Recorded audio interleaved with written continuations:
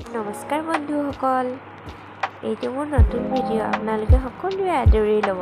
আজি আমি আহি আছোঁ নাহৰকটীয়াৰ টিপাম থানালৈ বুলি।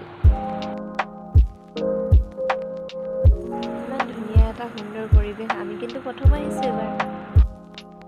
এয়া আকৌ ল'ৰা দেউতাকৰ লগতহে বহে।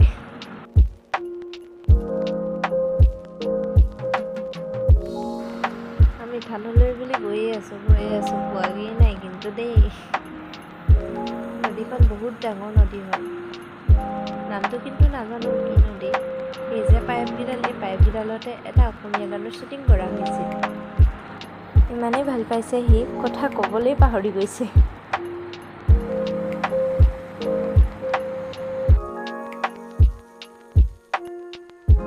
এয়া হৈছে টিপামৰ বৌদ্ধ বিহাৰ।